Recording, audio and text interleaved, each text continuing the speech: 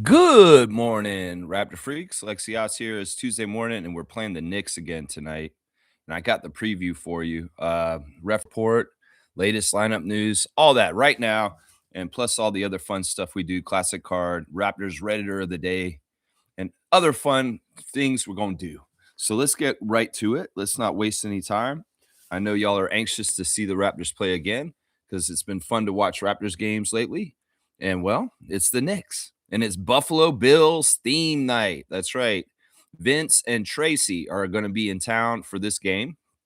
It's an interesting way to get Vince back to hang out. Of course, he didn't come through with his promise to call games on Sportsnet with Matt and Alvin this season, but he'll show up as a part owner of the Bills for the game tonight because it's Bills theme night. I think it's a little weird. I was talking to Adriana about it this morning, and she's like, well, are the Bills going to do a Raptors theme night at their football game this season coming up?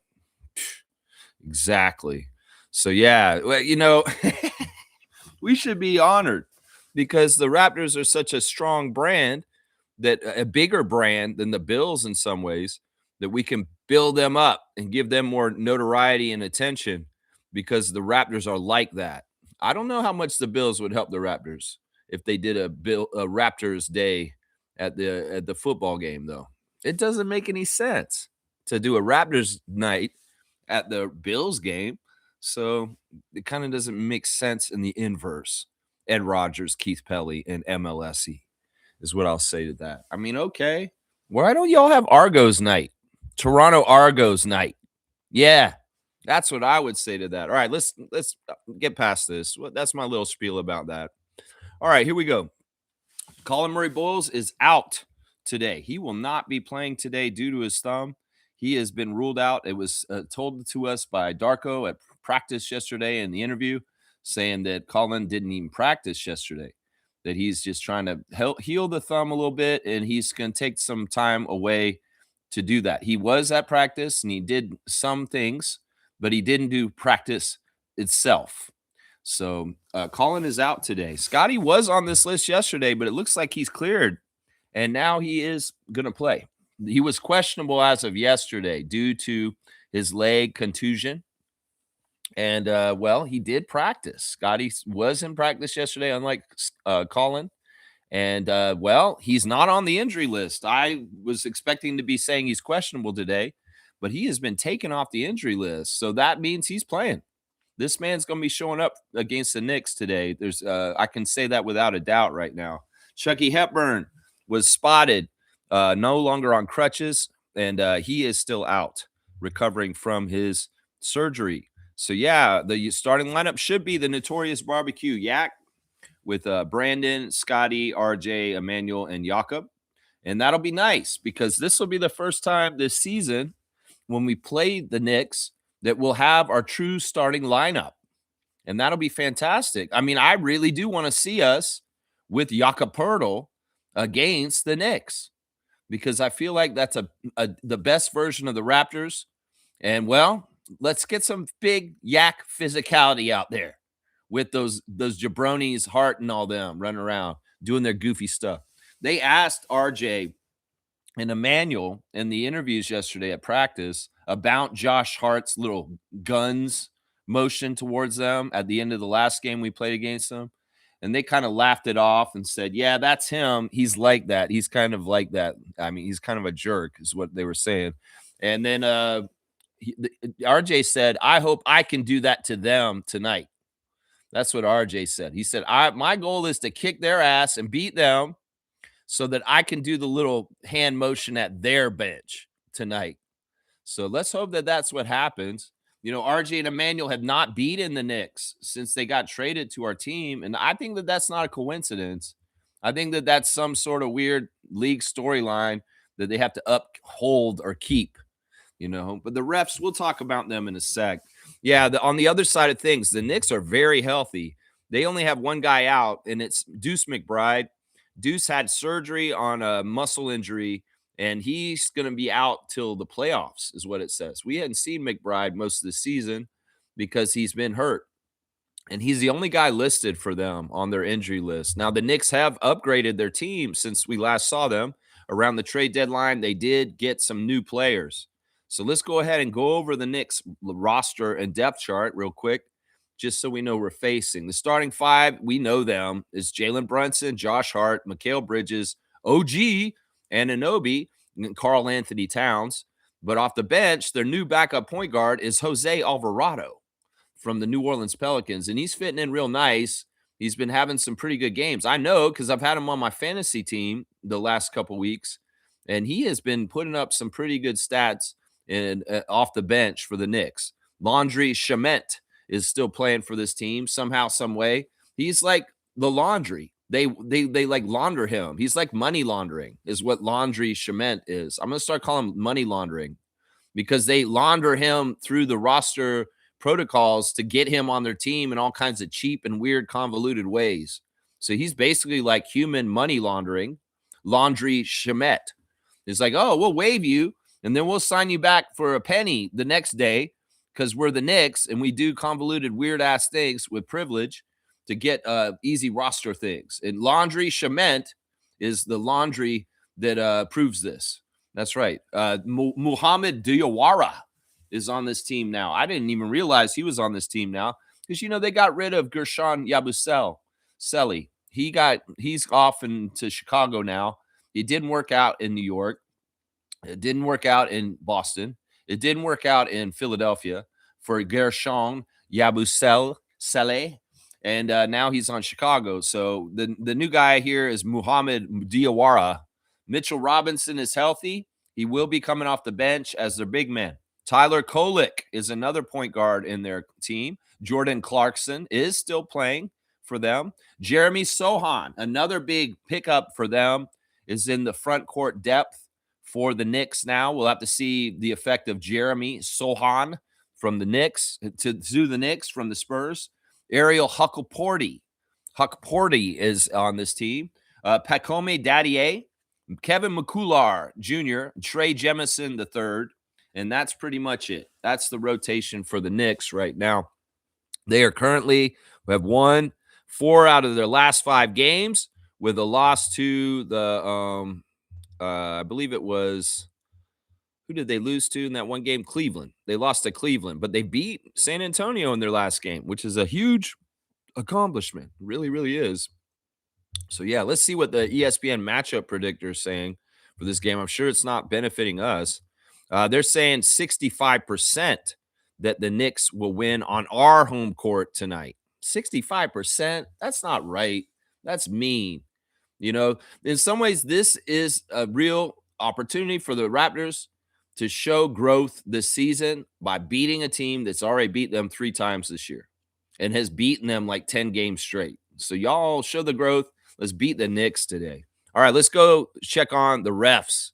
The referee report, undefeated. You know, Ref Report is one of the top segments on this channel. I'm sure some of y'all tune in just to hear it. The replay center is Brandon Adair, Danielle Scott, Murat Kogut, and Ray Acosta. Yeah, I don't like Kogut being in the replay center. So hopefully they'll be – I don't like Ray Acosta either. It's not the best replay center. Let's just put it that way. It's not the best replay center. Now, thankfully, we didn't get 3 of the refs I did not want to get today. We did not get.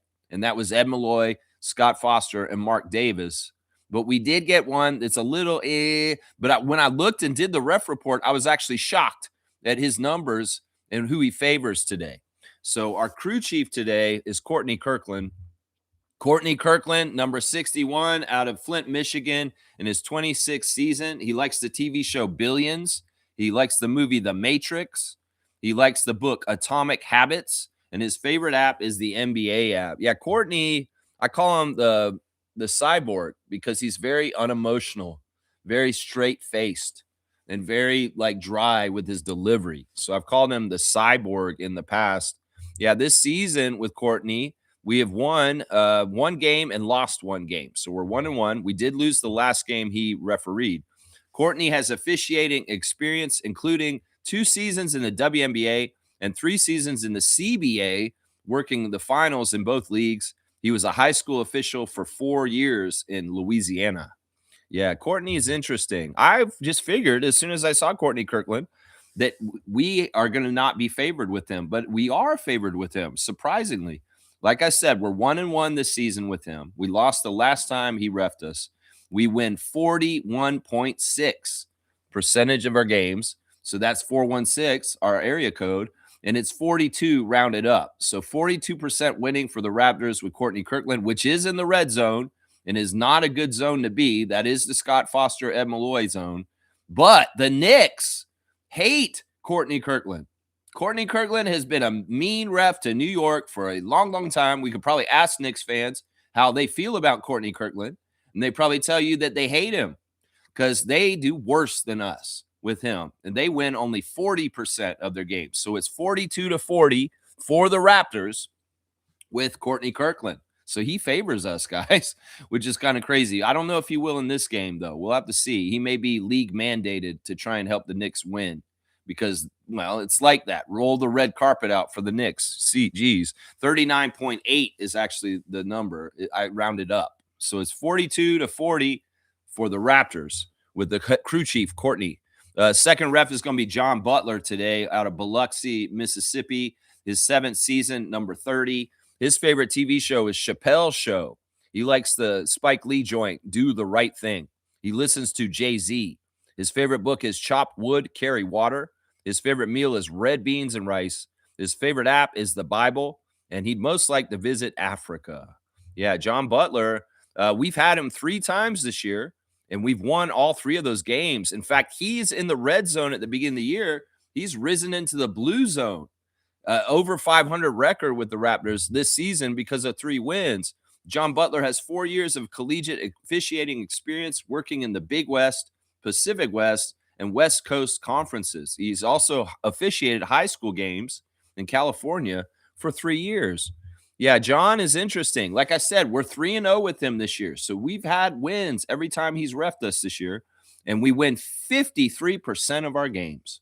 53% of our games now. At the beginning of the year, he started at 43%. So those 3 wins have really risen with his young career. Meanwhile, the Knicks, he's not nice to them. They win 38%, the worst percentage of any of the 6 percentages between the 3 refs and the 2 teams. So 53-38 is the split for the Raptors with the second ref out of Mississippi, John Butler. That's not bad. That's not bad. The third ref is going to be young Evan Scott. Evan Scott, of course, number 78 in his 7th season out of South Korea. His favorite TV show is Sports Center. He likes the movie Inception. He's with Nick Nurse on thinking his favorite musician is Prince. That's right. Purple rain, purple rain. Yeah, we want to see those trees rain down. Raptors today. Purple rain, purple rain. Oh, favorite book, Stalin for Time. He likes steak and asparagus to eat. His favorite app is FaceTime, and he'd most like to visit the Amalfi Coast. We've only had Evan once this year, just one time this year so far. We usually have him quite a few times, but this year only once so far, and we lost that game. So we're 0-1 with Evan Scott. Evan Scott's officiated 3 seasons in the NBA G League, where he refereed the 2019 finals. He has 5 years of collegiate officiating experience in the Big South, Coast-to-Coast Athletic, and Old Dominion Athletic conferences. Yeah. So, yeah, we win 48% of our games with Evan Scott. He's in the yellow zone. And, well, the Knicks, this is the highest percentage between the 6 percentages, 60% winning with the Knicks. So, Evan Scott has been friendly to the Knicks. So, 48-60 for the Knicks with the third ref. So 2 of the refs are favoring statistically the Raptors today. That's Courtney Kirkland and John Butler. Meanwhile, the third ref, Evan Scott, has a higher winning percentage for the Knicks. That's your ref report today. Yeah, I don't trust Courtney. Courtney does have the ability to do ref hit job. And if the NBA and Adam Silver want the Knicks to win this one, because this is the thing. There's some weird, shady shit going on in NBA games recently. In fact, in that Utah-Denver game last night, there was heavy ref manipulation to make sure that the Nuggets wouldn't lose to the Jazz. And in some ways, the veil's been lifted, Adam Silver, in the NBA, that we can see you're manipulating some things for certain outcomes. And people can see it right out in front of them from the game that happened last night with the Nuggets and the Jazz. So y'all need to do a better job. Stop writing storylines. Stop holding teams back. Playing field should be even. And if the best team wins, the best team wins. And if it's not the team you wanted to win, so be it. Stop trying to manipulate games and records and playoff seeding and all this other shit, Adam Silver. We know you do this shit, and I'm sick of it. So the record with the Raptors in the Atlantic Division the last 2 years is not by accident. That shit is manipulated by you guys and the refs, Ed Malloy, and I don't want to see that shit tonight. If this game is close at Scotiabank Arena tonight, the Raptors should have the ability and the chance to win against the Knicks. Do not get in our way like you did when we played Nick Nurse and them on that Sunday, and we still won by 1 in overtime with Natalie Sago and Rodney Mott and them at the court, Mitchell Irvin. So I remember, I'm paying attention, and I don't want y'all to fuck around with this game. You should give us an even chance to try and beat the Knicks tonight because it's just how it should be.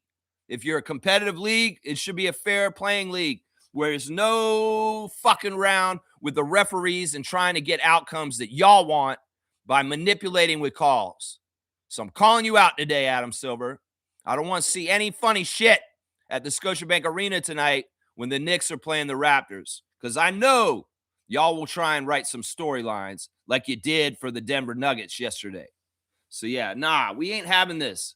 And in some ways, y'all need to do a better job of covering your tracks if you're going to be so fucking dirty. Seriously. Because this league is this close to becoming a joke between the gambling, between the obvious storylines like WWE, like you're right in the playoffs like it's WrestleMania and all this other shit. So Adam Silver, you want parity? You want fairness? Stop fucking around with the games through the refs with manipulation. I do not want to see anything from Courtney Kirkland tonight that is fishy as fuck as far as calling all fouls at one end for the Knicks and no fouls for the Raptors and no free throws for Scotty Barnes. If I see there's no free throws for Scotty Barnes tonight, I'm going to call you out for this shit because you've been doing this for the last 2 weeks where young Scott Barnes, who is an all-star twice, is not getting any respect and getting the line when he's getting hacked on his moves to the basket. So the man has Shaq strength, and he can take a blow easy. That doesn't mean y'all shouldn't reward him for taking physicality and driving the lane and put him on the line for and ones and opportunities to shoot free throws. I'm watching you guys, and I would be watching you like a hawk tonight, Courtney Kirkland and John Butler and Evan Scott. Don't you do that shit, Adam Silver. You let the Raptors have a fair chance to beat the Knicks. If the Knicks kick our ass and blow us out like they have at times this year, yeah, they're the better team and they deserve to win. But I do not want to feel like we got cheated by the NBA if this is a close game and y'all are calling some funny ass shit. So I'm gonna warn y'all right now. This is probably the most stern warning about things with the referees that I've done on the history of this channel. What I just said right now. Yeah, because the secret's out. We can see all the corruption. We can see the fucking rapists in the White House. We can see the fucking problems with the gambling companies in the NBA. We can see the bullshit behind it all. And it's all right in front of us. So don't fucking try and blow smoke up our ass anymore. You want people to enjoy the NBA and think it's a legitimate league? Well, keep it legitimate and stop doing fishy ass shit. Is what I'm saying right here. There you go. Boom. Drop the mic, Lex. Let's go. All right, let's see. Trevor J's in the house. First off, as usual, the Commissioner of Fun. Thank you, sir, for the words of wisdom. And let's hear what they are this morning. We thought we was broken and needed fixing. Not true. We was hurt and needed to be healed. A completely different concept. Woo-wee. Woo-wee. They'll tell you you're broken if you don't conform to their cookie cutter idea of what your life's supposed to be.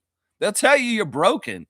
They'll tell you you're a failure. They'll tell you that you wasted your life.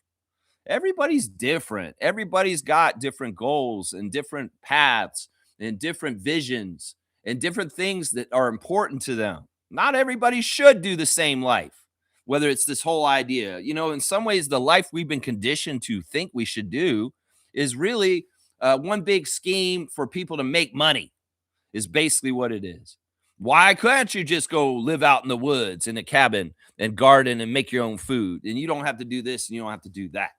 That's what I'm saying. So yeah, they'll tell you you're broken if you don't conform and do the logical life steps in society, and it's all bullshit. It's all horse shit. You know, some people are just not going to do some of those things. You know, how many of these young people you're going to get on them and make them feel bad for not owning a house when realistically and economically it's just not possible? You know, and you're gonna gaslight them and say, "Oh, you should have a house and live on your own by this age." When how the fuck are they supposed to afford that? Yeah. Yeah, it's gaslighting. And then also you can even go to the extent of saying that, like, you know what? You have to have a college degree to get a job with us. What if a college degree costs an arm and a leg and it's a fucking privilege thing at this point? Then you're pricing out people from being able to have jobs and lives just because you mandated that you have to go to college and spend all this fucking money on textbooks and courses and get into debt and student loans. Nah, it's all horse shit. Learn for yourself. Go online. You don't need to pay them. You can learn it yourself. And fuck them. Tell them to fuck off. Two-finger salute for the powers that be that have corrupted this society into a criminal world of rapist pedophiles sitting in the White House. He just epitomizes the world we're in now, where criminality like Jonte Porter can fucking go play for the Seattle Superhawks with Gary Payton as the assistant coach. Gary Payton, you should be fucking ashamed of yourself, associating yourself with Jonte Porter. Seriously, man. All right, let's keep going. Thank you for the words of wisdom, Trevor. Blessings to Jones family and all the Raptor Freak families. That's right. Yeah. Trevor's saying happy game day. We owe Knicks one tonight. Yesterday's practice interviews sound like we're ready. We're all ready. We're all ready. Yeah, this weird spelling. Yeah, I like the interviews yesterday. They talked about how Darko was at halftime with the Wizards game because we didn't really hear about this until yesterday. Darko went off, just to be honest. This is the thing. At halftime during the Wizards game, when we were losing to the Wizards on Sunday or Saturday, I guess it was Saturday, he went off. And he didn't show any tape to them. That's what we heard after the game. Yeah, coach didn't show us any tape. We knew what we had to do. And we were kind of like, yeah, you're right. No, he yelled at them. He was fiery pissed at them and raised the roof as far as just pissed off about how we were losing to the Wizards at halftime last Saturday night. And they said that he hadn't been that angry since they seen him as their coach in the last few years. That was the angriest that Darko's gotten with them. And they said it was warranted. And Darko said this. He's like, look, I don't pull that out like that every single time because if I did, it would get old. It would just be like, you know, they'd get used to it and it wouldn't have its effect. You know, if he was just an angry coach all the time yelling at the Raptors, like at some certain point, they're going to tune him out. Or they're going to be like, oh, coach is just mad again. Coach is mad. No, when he goes to another level of anger and pissed off and yelling and maybe even throwing something, Bobby Knight style shit, they wake up and they're like, whoa, fuck. Coach is really mad. He's really fucking mad. And he was on Saturday night in the halftime at the Wizards game. And that, you know, that got an energy into them. And they came out and won the game by the end of the game. But he was like, no, let's not fuck around. Let's not do this. It's like Darko knows. It's like, man, you're going to be fucking with all of our careers if you lose the Wizards on a Saturday night. You are. And he let him know. He gave him the riot act, apparently. That's what we found out yesterday at practice. And Manuel talked about it a little bit. And Darko talked about it with a smile. He said, yeah, I don't do that very often because I want it to be effective when I do. Yeah, so that was interesting to hear about that. RJ's rocking his new hairstyle once again. He has it a certain way when he's sometimes. And, you know, RJ's just a calm, cool, collected dude, man. There's a lot of noise and buzz around him. There's a lot of unfair noise and buzz around him. But you know what he said to the press yesterday? He said, you know, a lot of what you guys say is fair. I'm like, what? No, don't give him that, RJ. Don't give him that. He's like, no, listen, I hear what you guys are saying, and I feel like some of it is very fair. I'm like, bro, don't do that, man. Don't concede that you think it's fair. Maybe this is like a reverse tactic. Maybe this is like reverse psychology. You're like, yeah, no, what you guys say about me is kind of actually fair, is what he said. And I'm like, whoa, wait a second. Maybe he tells them that. They're like, you know what? RJ's a nice guy. He's like told me I'm right. So maybe I'll write nice things about him from now on. Yeah, maybe that is reverse psychology. RJ's using on the media scrum, like Cretans like Michael Grange and Eric Kareem. You know what you guys write about me is actually kind of fair, is what he said. I was like, what the fuck, RJ? Don't say that shit to them. Seriously, man. Don't say that to them, please. It's so funny, man. Trevor J saying this. Julian Reese had his first game as a Washington Wizard last night. Yeah, I looked at the situation. Basically, Tristan Vucevic, who was hurt this weekend when he played against us, sat out in their next game, which was last night, and it was against Houston, the Rockets. And Anthony Gill, the backup center, the guy's really annoying. He was sick. So there were no centers for them. Sar's out too. Sar's out like right now. So they called Julian in to start at center for the Wizards last night. And it was pretty interesting, man. So Trevor's got his stat line kind of here. He had 2 points in 28 minutes. 2 points in 28 minutes with 4 rebounds, 3 steals, and he fouled out. 6 fouls. That's the thing, man. Is like the thing is like, look, he could be on a two-way, but he's not going to be ready to play for the NBA yet. I'm saying, like, when I kept talking about Julian Reese this whole year, I was like, he's a long-term project. He's going to foul out at NBA in his current condition. That's why he needs to play in the G League more. In some ways, I hate that they came and snatched him, but I'm happy for the young man that he's back home in Maryland area with the DC team. But yeah, this is going to happen. They're going to play him. He's going to get in foul trouble and he's going to have to leave the game. He won't be able to stay out there because that was the biggest thing that we were working on with him at 905. Andrew Jones and the coaching staff just trying to keep him out there without fouling too much. And he had mixed results. He was showing more signs of being able to play longer without fouling out or getting in foul trouble. But like I said, Drew Jones had a quick hook on him all season long this year at 905. It's like, look, you got 2 fouls in 30 seconds. Yank, you're out until you learn how to play without fouling. So, yeah, I'm not surprised by this. Only 2 points. I'm not surprised by that either. But, yeah, 3 steals, that's good. That's good. And they lost to the Rockets. But Julian's playing in the NBA, and he's on a two-way. And Angel's smiling. Angel's smiling. That's right. Yeah, 3 steals on Sengun. He stole it from Sengun. See, that's a tough matchup right off the bat. It's like, hey, rookie, welcome to the NBA. There's Alperen Sengun, an all-star. You're going to have to try and guard him. You're going to have to try and stop him. And, well, that's not easy to do with a Turkish Jokic out there like that. Yeah, but the Rockets did win. Jimmy Pope is in the house. The Pope of positivity, Jimmy Pope. Good morning to you, sir. We got to make a statement today. I need to see us mollywop. What is that? These guys and show that we can beat the Knicks. Please do it for us, Raps. Yeah, this is a fan. This is a Raptor freak asking you guys. Can you guys do us a favor? You know, can I write a message to Scotty on Instagram today on his Instagram message and say, Scotty, do the Raptor freak family a favor and take out the Knicks tonight? Yeah. You know, this has gone on too long, Scott. You're a badass. You're a powerful weapon in this league. You're a two-way player. You can make a difference at both ends. Why don't you do this, Scott? Why don't you go out there and show the Knicks just how badass you are at the mid-range and your turnarounds and you're all of a sudden, Giannis, I'm exploding to the basket. I'm going to dunk it on you in the fast break. Or I'm just going to decide to go around you and throw it on your head real quick. Let's do this, Scott. You should come to this game tonight with Eye of the Tiger. And come and get OG today. Yeah. Yeah. You know, this is what Emmanuel and RJ were saying yesterday is that they know that Cat and Brunson are going to get theirs, but they need to stop Mikal and OG. Those guys don't need to be getting their points. And Josh too. And they know Brunson's a money bag. He's going to get money printed like that from scoring because he's just like that.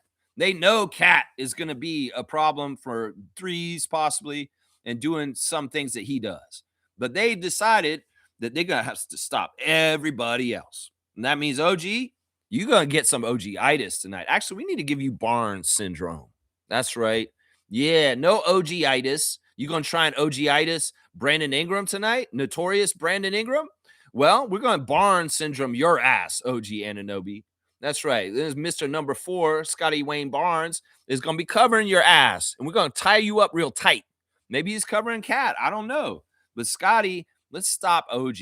Let's stop Mikhail. Those two guys are the secondary scorers, and they're the ones that flesh out the offense for the Knicks. So, in a certain ways, you're not going to totally stop Jalen Brunson. But if we stop the secondary scores, this is what Emmanuel was saying yesterday, we can have a good chance to beat the Knicks.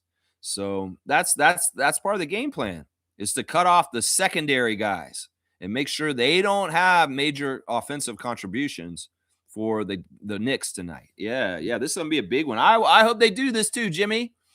We're due this. The law of averages. See, this is why it's so shady, NBA. The mandate that the Raptors aren't allowed to beat the Knicks for the last few years, because this shit doesn't happen in even 50-50 kind of battling. You can say, oh, they're just so much better than y'all. Bullshit.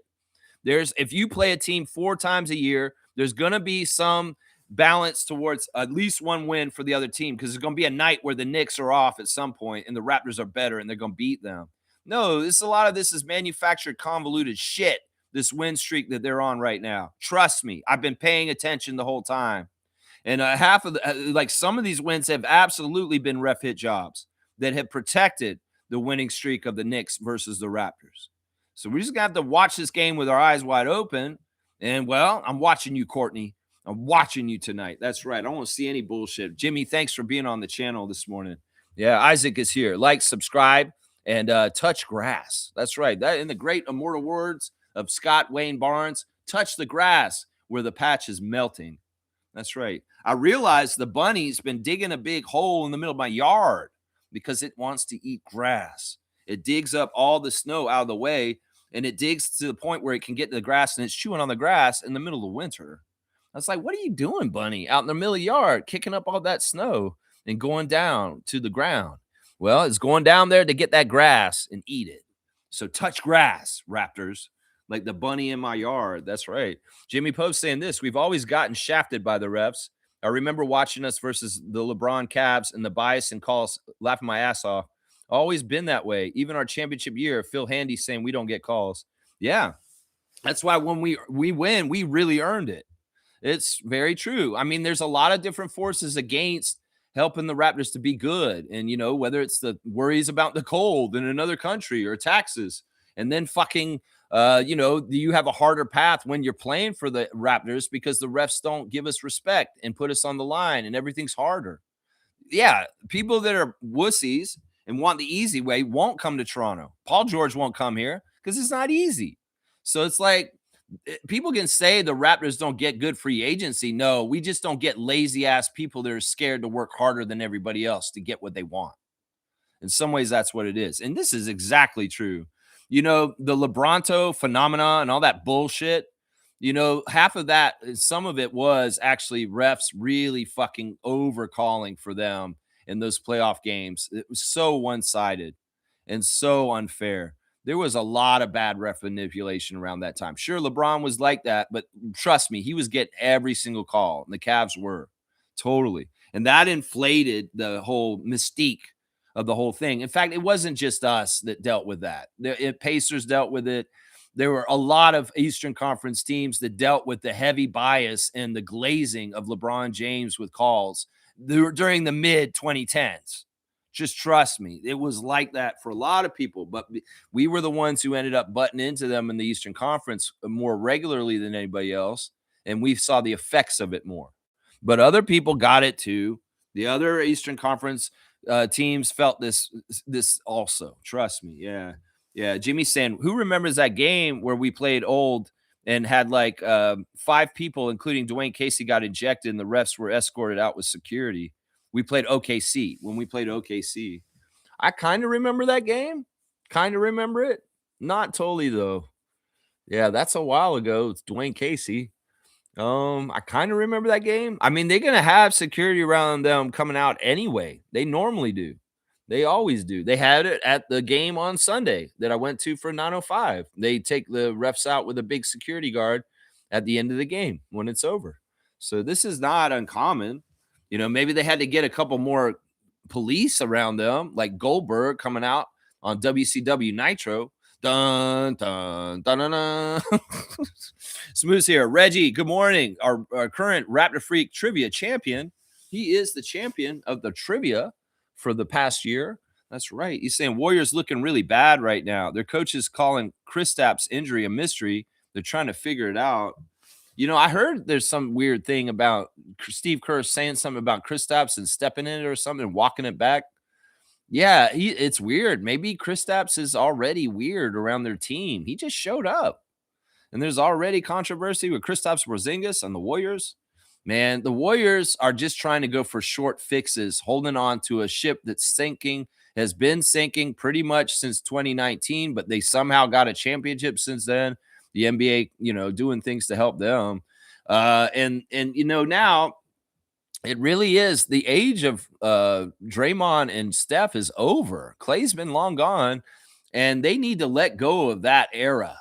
They're holding on to it so hard that they're ruining their time right now and their young prospects coming up. They should have let go. It's like sometimes you can hold on to the past and the future dries up. And they've been holding on the past too long. In some ways, this is the similar thing with the Lakers, with LeBron and him needing to move on too. I think that it was who was it? It was a former Laker who came out and said, I think it was Byron Scott. Byron Scott, formerly of the Showtime Lakers, has publicly came out recently and said LeBron needs to leave after this year. He's holding up our team and holding us back, is what he said. Byron Scott said that. So that's interesting to me. But yeah, I think that's part of the phenomena that Draymond and Steph and LeBron, the three of them have all worn out their welcome on their West Coast teams. And in some ways, they're holding their teams back from going to the next thing and being what they're supposed to be next. And in some ways, you take too long doing that, you're going to have dysfunction. You're going to have weird shit like what's going on in Golden State.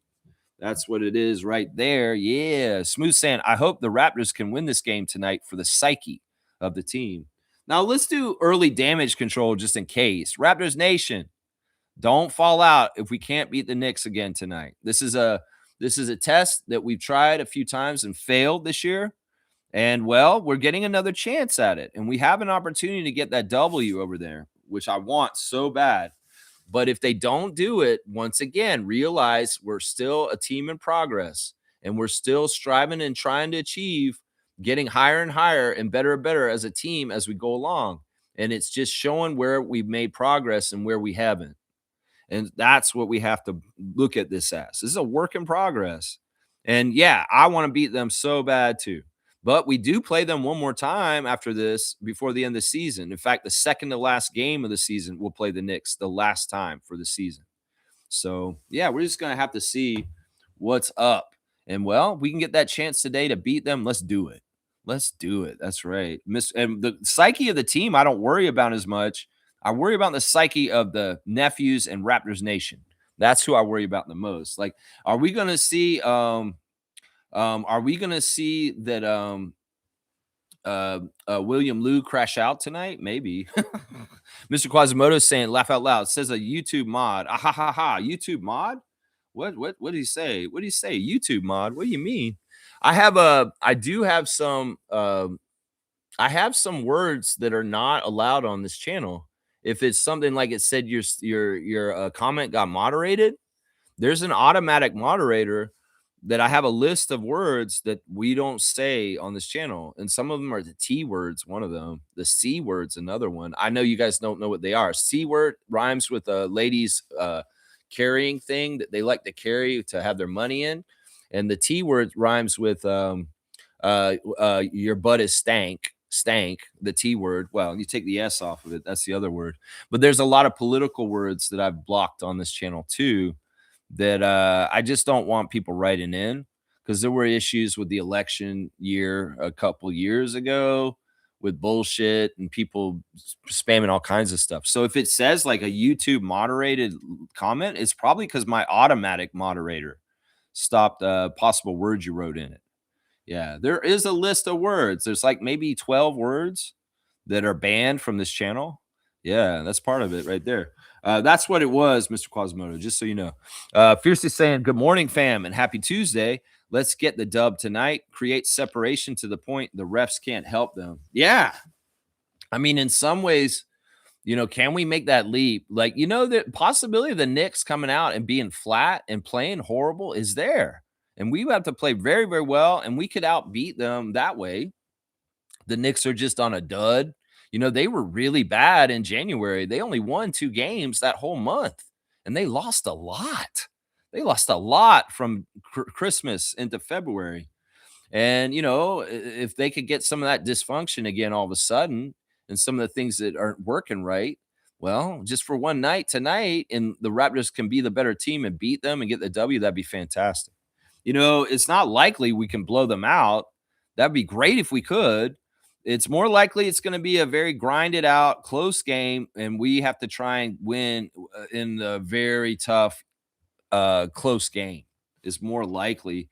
If we can have a 10-point lead and keep a cushion over them, that's great, because that is the biggest buster of ref manipulation, is when you can keep a double-digit lead. Then Courtney Kirtland can't do any funny stuff at the end with foul calls and different things like that. So this is what we're striving for. What Fiercey's saying here, get the double-digit lead, get a good lead so that the refs can't make it a factor of them being involved in helping to determine or help the Knicks come back and steal the game at the end.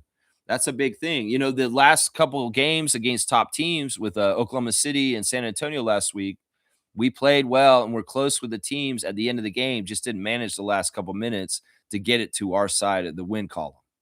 So maybe we practice that. If we're in a close game tonight with the Knicks, we have the home court advantage with the fans. And you fans better fucking be loud tonight. I don't want to hear no bullshit where y'all are quiet. Y'all need to be loud from the start, because to beat the Knicks, we need the crowd energy from the fans. And y'all can't be doing any sitting on your hands and watching and just being quiet. Y'all need to be an active participant in this game if you're going to be at Scotiabank Arena for Bills night. Yeah, Mr. Quasimodo is saying, some of you guys are so gay, not Lex, though. Yeah, nobody did that to you. It's the automatic moderator. And even if I was gay, I'm not. But, there's nothing wrong with being gay. That's not a good insult. But, yeah, I would say this. It is the automatic moderator. And it could very well be that you wrote one of the not naughty words, but just one of the words that we just don't allow on this channel. I had pre-picked these words, and I put them down like years ago. So it's not like this is new. You got auto-moderated for a word, and you may be able to figure out which one it was. It could have very well been the name of the person in the White House, because that is on that list. I don't have it where you can write his name straight up on this channel, because, I don't have his name or Biden's name. I didn't have Trudeau's. I took Trudeau's name out because people were writing in bullshit about Trudeau, and I'm like, I don't fucking care. Let's not talk about Justin Trudeau. This is about Raptors. So I took all the political names out. So if you wrote anything political, that's probably why you got moderated. Yeah. Trevor's saying this, Jonathan Kuminga looking like a star for the Hawks. I saw the highlights of him in a Hawk jersey recently, and that's weird, man. That's very, very weird, because he does look like he's a lot more free and happy and maybe a little bit more loose. I also heard that Trae Young made his Washington Wizards debut, but he got ejected immediately, which is so weird. I thought Trae was shut down for the season, but I guess because he's seen these young guns play, he's like, man, I want to play with them. So Trae Young is actually dressing and getting out there and starting to play with the Wizards now, which is interesting to me.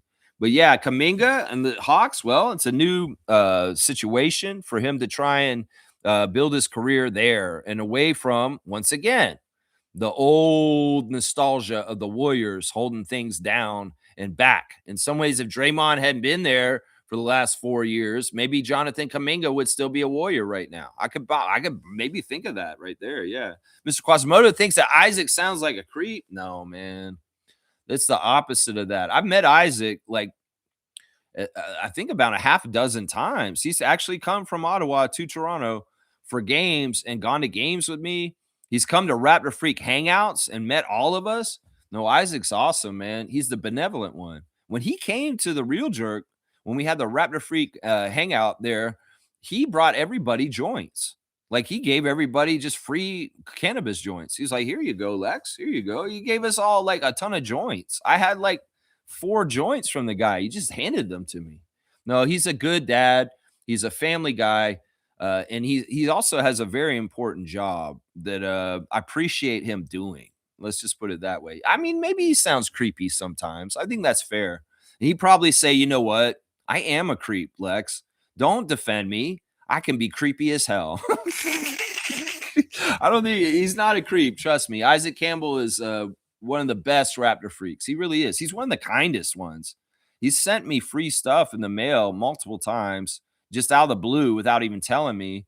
And like I said, he gave us a bunch of cannabis when he came the real jerk. He's like, here, here. He's like walking around the table, just handing joints to everybody at the event. There's like 15 of us there, and he's just giving joints. So someone doesn't even smoke. He's giving them joints.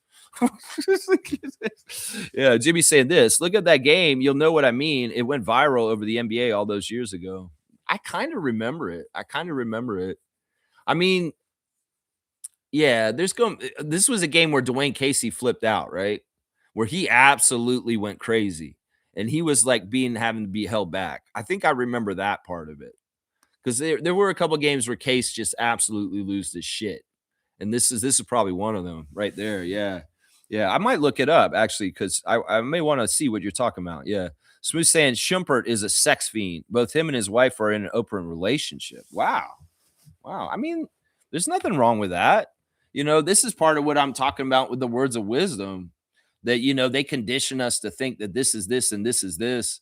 And they want to make the rules and put you in a box and say, if you don't do the rules, you're wrong.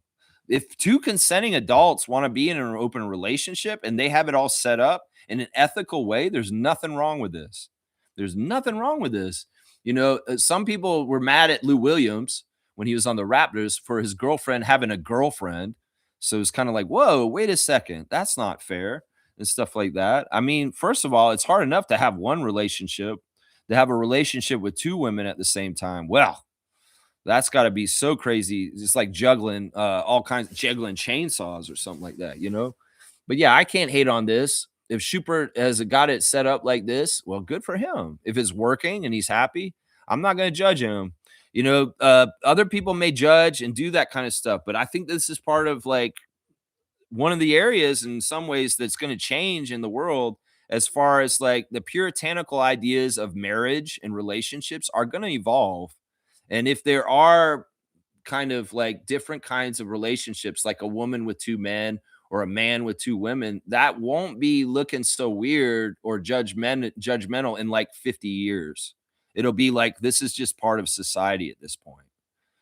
So I mean, I wouldn't hate on that, what Schubert's doing. And honestly, a lot of this just comes from old biblical text, or maybe just society frowning on this kind of shit. Haters hating because he can do this. There's a couple different ways. I mean, if he's not breaking the law, is there no law against this, or is a law against this? No, there's no law against E&M, ethical non-monogamy, and having an open relationship. There's no law against this. But yeah, hey, he's probably not the only guy. There's probably tons of guys in the league. I mean, according to Bruno Fernando on his messages with Ulrich Shamshe, he's got 3 girlfriends right now. I mean, what's the difference, really? Like, if you're a single person, you're dating like 4 people, you have 4 girlfriends, right? I don't know. It's really the eye of the beholder. And different people, different strokes for different folks. You don't want that in your life, that's fine. But if somebody wants to be gay and have a gay relationship, that should be fine too. Or if somebody wants to have an ethical arrangement like that, where it's all agreed upon with the people and they're all cool with it, who's to say that they're wrong for that too, right? Dan Rowe's back. Good to see Dan Rowe back in the chat, man. Long time no see. Raptor freak Dan Rowe, we've been worried about you. I hope you're doing really well, man. Game 3 Eastern Conference Finals 2016, LBJ threw himself halfway down the court because the teammate touched him. I remember that play. That's very memorable. The one where he overacted and fell. Yeah, refs called a foul. Might have been a tech on Damari Carroll. I totally remember that play. And that is very emblematic and a good example of what we're talking about here with the over glazing and over protecting of LeBron with foul calls that happened in the 2010s. This is very true. In some ways, that may be part of the reason why he complains so hard now, because he remembers how good he used to have it. Fiercely saying, watch both unrivaled semifinals games yesterday. Looking forward to see which talented player will be in the tempo roster or playing against us. Man, I hope they get this figured out. Man, it's like, what? It's the third. They have a week. They have a week. They've got to get the negotiations completed for the WNBA work situation by next Tuesday. They got to have it done, or if they don't, then everything's going to be delayed and pushed back for the season. That is the last day that you can get it done to get everything done. And I would say this, if they get it done this next week, we may have an expansion draft next week for the Toronto Tempo and finally have some players that we can actually name and say, this is a Toronto Tempo. This is an inaugural Toronto Tempo player. And I hope this happens. Let's keep our fingers crossed and let's keep hoping and praying that the WNBA work situation will be figured out so that we can get this going. And it's going to happen really fast then, guys, because the first game they play is at the end of April and we are in March. So it's like we got to get these players. We got to get training camp. We got to get free agency signings. We got to get Sandy to get her game plan together and get this going. I'm excited. I'm so excited. So excited. Neil's saying Steph and LeBron should retire as they have the rings and the money. Don't warm some other team's bench. Now they're saying LeBron should go back to Cleveland for this next year to get the last hurrah and make a nice little 3-step there, the beginning, the middle, and the end in some ways. But some people are saying, don't go to Cleveland, go to the Warriors. What? Wait, what? Some experts are saying, go to the Warriors and play with Steph for your last year, LeBron, and do a farewell tour on the Golden State Warriors. That's just compounding what I was just talking about. That's right. Tiger, teach, tiger, tooth, token. Okay, it's none of these words. No, it's none of those words. It rhymes with the word rank, and it starts with a T. That's the word. We're not like that here. We ain't about that kind of shit here. No. This ain't that. That's not something we like to do. Even though some people think it's a valid thing to do as a team. Nope. Jimmy's saying LeBron is an all-time great, but he's been propped up at every opportunity. MJ forever the GOAT. Boom goes the dynamite. Jimmy's going to get a simple dunk. And we might as well say he had his tongue wagging when he did it because he's standing for his airness, Michael Jordan, on that one. And I love it. You're going to dunk for that. That's a well-crafted and very unarguable stance right there. 12. You got the Colin Murray-Boyles 12 for the year, Jimmy, with that one. Yeah, I love this. He is an all-time great. He has been propped up. And MJ is the GOAT. He's just spitting facts right there. Let's see. Trevor J saying, y'all see Alvin Williams, Mike Roach, all things Raptors. Alvin is so good explaining all the things about Raptors and players. Yeah, I didn't watch it. I don't want to watch Mike Roach anymore. He pissed me off. In some ways, like I'm with Stargate at this point, that Mike Roach, in some ways, if you can have Alvin on there. You've had Alvin like 3 times on this year. And I know Alvin's going to say, Alvin's awesome. You're exactly right, Trevor. Alvin Williams understands the Raptors better than most people in this world. Like me, I understand them very well. He does too. And I appreciate him for that, being a mainstream voice and talking about them and being fair and talking about them. But I didn't watch it. In some ways, I'm not trying to watch Mike Roach right now because, he pissed me off. In some ways, I was saying all these nice things about Mike Roach about a month or so ago, and then he turned around and stabbed the Raptors in the back with a hit piece that he did by himself without any of the experts, because the experts know what they're talking about. You can have Leo on, you can have Jack, you can have Alvin, you can have Matt Devlin, and those are good episodes. And I maybe should have watched the one with Alvin, and maybe I'll circle back and watch it today. But Mike Roach, man, in some ways, you should just be a host. Don't make your own opinions. Just shut up. Because your opinions suck and you're not good at talking about the Raptors yourself. You can let the experts do it on your show and just be the host. That would work. But yeah, I don't want to support Mike Roach right now because in some ways he pissed me off. with how he stabs RJ in the back and other people on our team with his bullshit. And I'm with Stargate on that. I'm with him on that because he said this to me right before I was talking up Mike Roach. He said, Lex, why are you talking up Mike Roach? He's a hater. And he's bad for the team in some ways because the way he fucking stabs in the back on his content. And then I saw what he did, and I was like, Stargate's right. Fuck Mike Roach. I'm glad Alvin's on there, and he's getting his words out there. In some ways, I already know what Alvin said. I don't even need to watch it because what Alvin said is what I think and what I would say. That's honestly the truth right there. Yeah, Kaloy's saying this. Morning, Lex and gang. I hope the Raps take the game personal. We owe Brunson and OG a beatdown for sure. For sure. It's like we did that trivia the other day, the kryptonite trivia 2 weeks ago. And Grady Dick's kryptonite is Jalen Brunson and Josh Hart because he's never beaten them. He is 10 losses to them straight. So basically, since we drafted Grady, since Darko's been our coach, we've never beaten the Knicks. So in some ways, we need to get that win over the Knicks.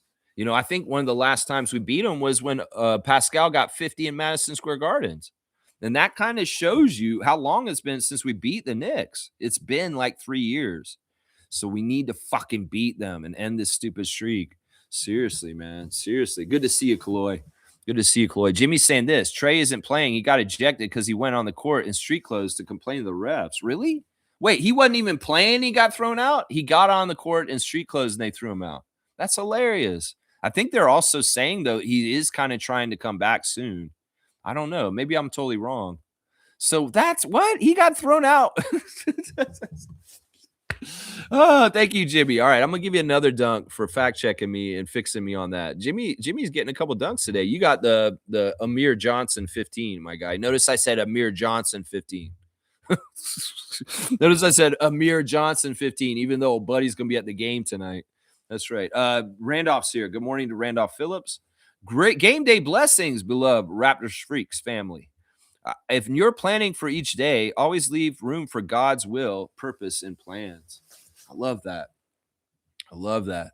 Today, there was a full moon this morning at 6:30 this morning. It was very bright out last night. Did you notice? Yeah, it's very bright. Worm moon is what they call it. Yeah, the bunny was in my yard all last night. In fact, we shared a carrot.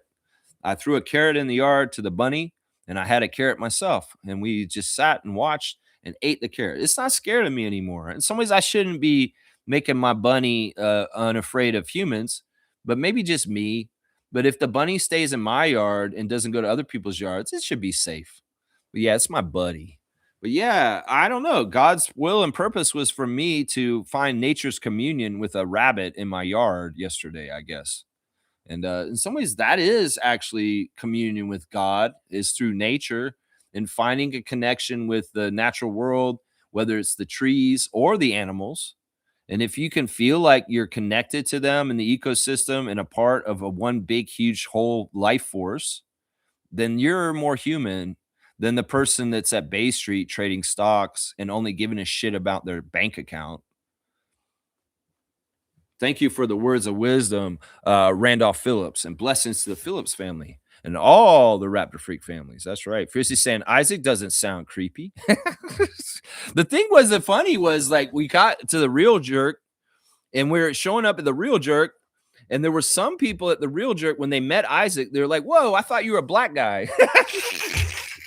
Because of his name. They're like, that was funny. That was one of the funniest moments. Like, if somebody came in there, I think it was Kareem Thomas or somebody came in and said, whoa, I thought Isaac was black, but he's a white guy.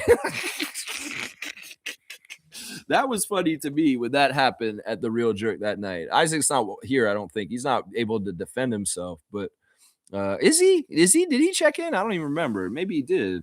I don't know. Either way, check in, Isaac, for a sec. We're just talking about it here right now. Yeah. Let's see. Trevor's saying Trae Young's first game back is Thursday night against the Jazz. The street closed last night when he gets ejected run on the court. Okay, so he's going to play on Thursday. See, that's why I got confused. They're saying his first game back.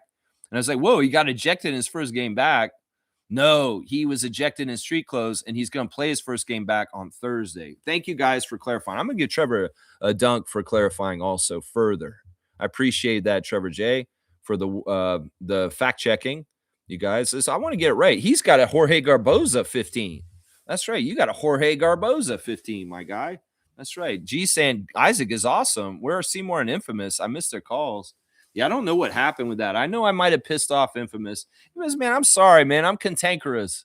And honestly, the last time he called me right at the end of my show, and I had to go to the bathroom. That's the truth of it, seriously. So I was a little grumpy because I was ready to run for the bathroom, and he called right at the end of my show. And that's why I was I was a little bit of a jerk to him. But, him and I talk outside of the show on the phone sometimes. And I just wish him well. In some ways, I know people need a break from me sometimes. I'm on every day. And sometimes people will not watch me for a while. And that's fine. That's supposed to, but they can always come back. And I'm not judging. I love Infamous. And that's what we said the last time we talked. I love you. I love you too.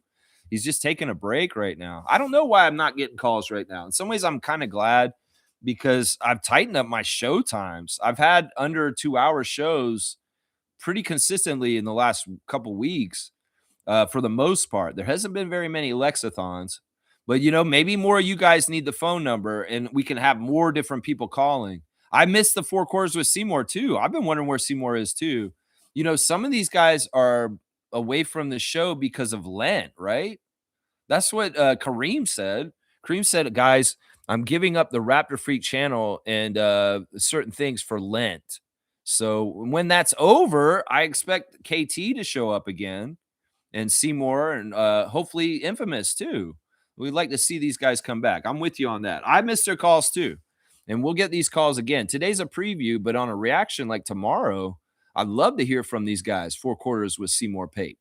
But I think he may just be really busy right now. I don't know. I can't tell what everybody's doing, Kaloy's saying, where does Grady go from here? Oh, I don't know, man.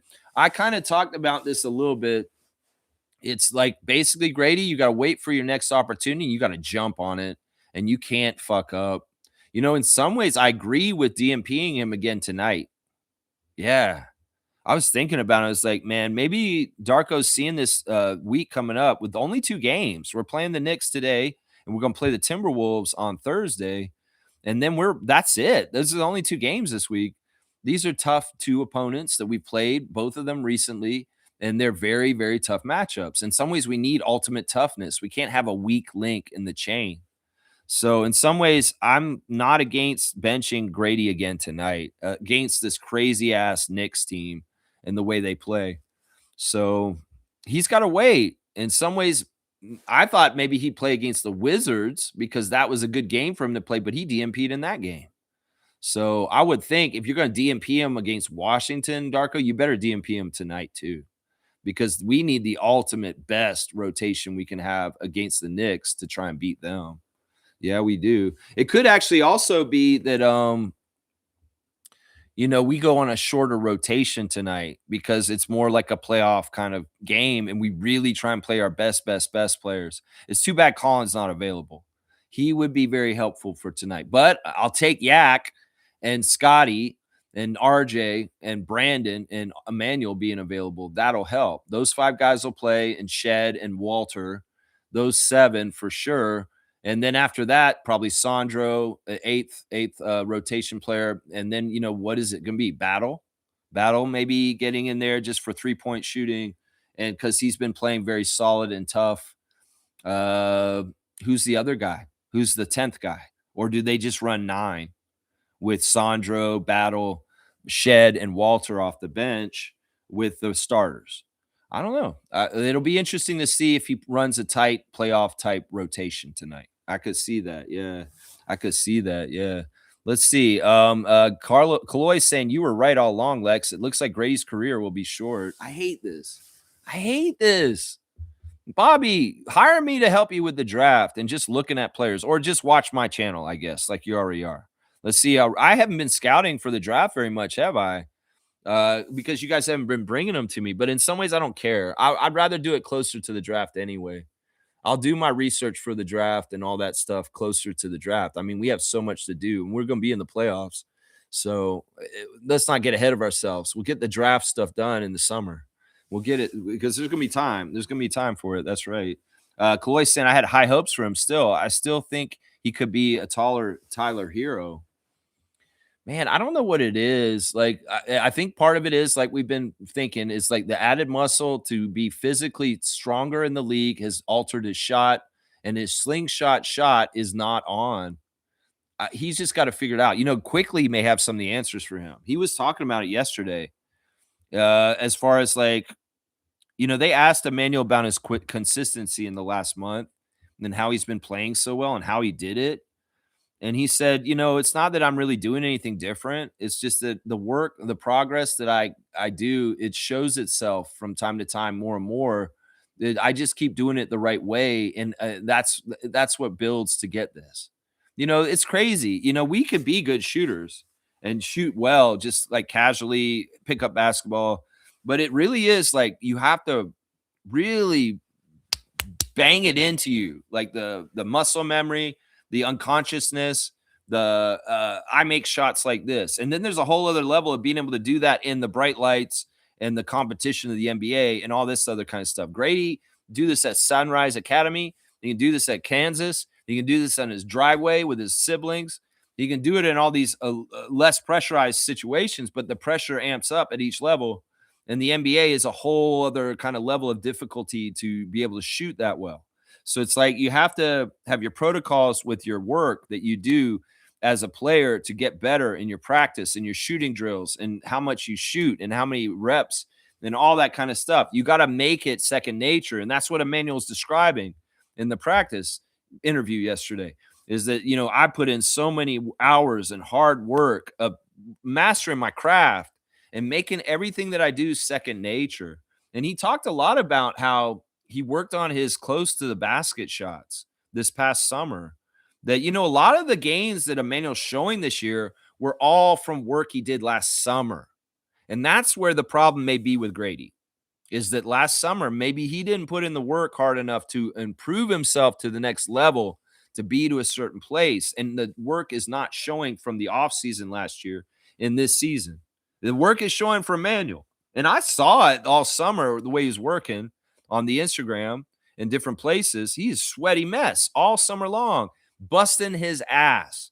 And he did say that he focused on that little running into the lane, short shots, because he said the thing he wanted to fix from last year was the out of controlness of it. He wanted to tighten it up and make it very balanced. Like if you notice, he's not off balance when he's shooting these push shots or these little floaters. He's really worked on his footwork and being getting it all right and improving it. And it shows. It shows. The chaotic Emmanuel Quickly of the past, the one that may have been on the Knicks, where he's off balance and kind of flying all over the place. He wanted to rein that in. And he worked really, really hard on that with his within 10 feet shots. And it's showing in what he's doing recently. You know what I'm saying? Let's see. Smooth saying, I just don't understand being married and having multiple partners. If you want to do that, stay single. That's just me. Yeah, I mean, I kind of get that too. It's weird, man. It is a weird thing. I mean, everybody to each their own. I think that in some ways, some of it will be informed by religiosity and the tenements and the scriptures and the things that we read from the Bible and just the way it's always been kind of this way. We got to think about polygamy and some of the stuff that goes on in Utah. That show Big Love that used to be on HBO. I think that once again, I think that when people are trying to legislate how they should live their lifestyles, if it's not a way that's hurting anybody, they shouldn't be overreaching and doing that in some ways, But yeah, I mean, if you're in that situation, you're like, why even do this then? Why not just be single and see a lot of people? Yeah, I get that. But maybe, part of it is some people want to have all the experiences. Like I want to have a wedding. I want to have the feeling of doing the whole ceremony and get the ring and stuff like that. And you could be married for like 10 years and then all of a sudden somebody changes and they're like, you know what? Can we open our marriage? because, things are getting boring and I'm unhappy, but I love you and I want to be with you still. And I love the family that we built and stuff like that. It's awkward to tell your kids, like, "Oh, this is daddy's new girlfriend." Like, "What? What?" I mean, I don't know. It's to each their own in their own lives. And I think that there's enough people out there judging people on what they do in their relationships that, I'm not going to be one of them. And I'd never ever think that legislation or laws should tell people exactly on some of this stuff, unless it's criminal and unless it's kind of fucked up. The situation is not good in different ways. But if it's healthy and everybody's consenting and everybody's on the up and up with it, and it's nobody else's business, it's their business as far as I'm concerned. Yeah. Smooth saying, because I have my ways, I don't plan on being married anyways. It's a Raptors chat. I'll stop with this. Okay, Reggie's just letting us know a little bit that he likes a variety pack. He likes a variety pack. I understand. When I was a kid, I liked to get the Kellogg's variety pack with Fruit Loops, Frosted Flakes, and Corn Pops. Yeah, Cocoa Krispies. Yeah, yeah. You can get the variety pack. That's fine. That's fine. Reggie, I love you, man, and I just want you to be happy. And whatever you do with your personal life and your relationships, that's you, man. That's you. As long as you're not breaking the law like Donald Trump by raping and killing women, then you're good. You're good. That's what I say right there. Kaloy saying, haha, smooth forever bachelor. Yeah, that's like me, man. I've been a bachelor most of my 50 years. I was married for 2 years. I was engaged and with my ex-wife for 5 years total. But there's a lot of years where I'm pretty much single throughout my adult life. And there's been a lot of interesting adventures. Let's just put it that way. Interesting adventures. That's right. I consider myself, sadly, in some ways, because I don't totally want to be a bachelor. Uh, it seems like I might be a forever bachelor, but who knows? Who knows? Something crazy could change, and who knows? We'll have to find out. We'll just have to see. Y'all will probably find out if you keep watching my channel. Neil's saying this. All right, let's see what Neil's saying. Grady has to do the work. That train hard as a shooter and defensive player. He's doing better as a defender, but his progress has been at the expense of his shooting. Yeah, yeah, and that's the thing, man, because I saw it on Reddit. A Spurs fan came into Raptors Reddit and said, "What happened to Grady? I'm shocked by what happened last week when we came and saw you guys and played.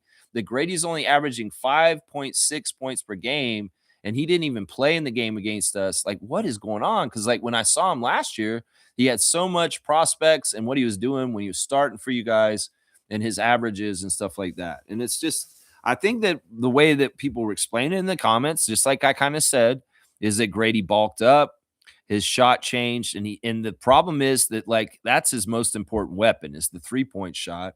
And so if he doesn't have the 3-point shot, in some ways, people start thinking of him as his worth is just not the same because that's what made him so freaking good in his second year. So it sucks, man. It sucks. I just want Grady to figure it out and be successful and kick ass for the Raptors. That's what I want, Grady. That's what I want for you, man. I'm not rooting against you. I don't want you to bust. I want you to come through. I really, really do, man. Yeah, Smooth's laughing at Kaloy. And Blackhawks saying, besides, Darko is basically playing 9 guys, and there are 9 guys better than Grady, so he just has to stay ready. I think that's true. I think what Neil's saying is true, that there are the guys that are playing ahead of him are better. I mean, we could have said that Jameson has been better than him all season, and it took a while for him to actually overtake him in the depth chart. And that just happened like in the last 2 weeks, right?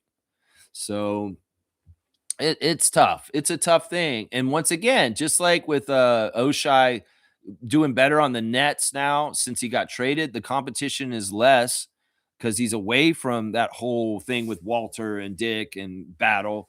And he can have more breathing room. And in some ways, he's excelling on the Nets right now.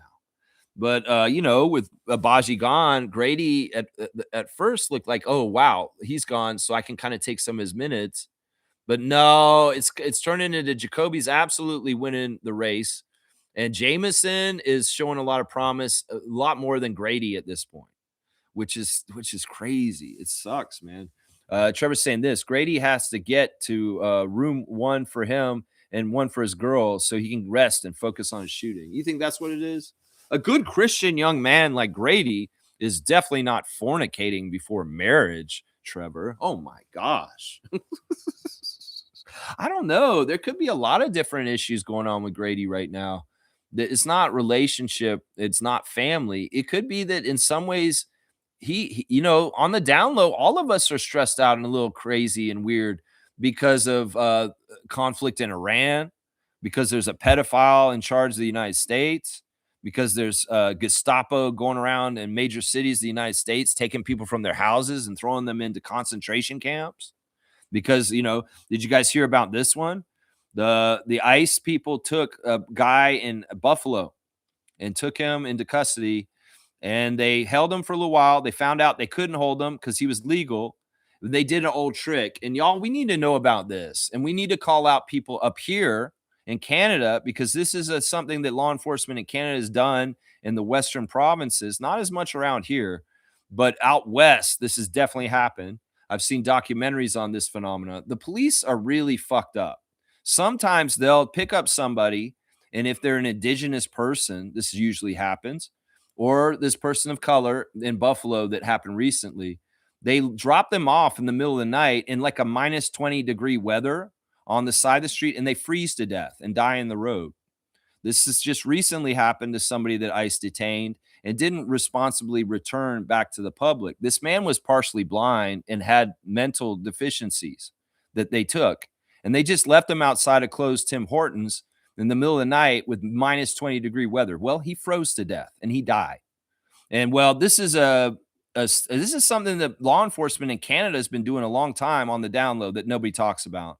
They'll pick up a drunk indigenous person out west in Alberta or Saskatchewan, and they'll basically take them to a part of town that they're not from, drop them off, and they will die from exposure on very, very cold nights in the middle of winter. So be aware of this. And if you guys ever hear any fishy stories about people that froze to death outside that were in police custody just earlier the day, well, that's what this fucking shit is. And you don't think that the police aren't doing this shit on purpose, taking people to fucked up places where they know they don't have a good chance to survive? Yeah, that's what I'm saying. That's dirty shit. And well, ICE did it to a guy in Buffalo just in the last 2 weeks.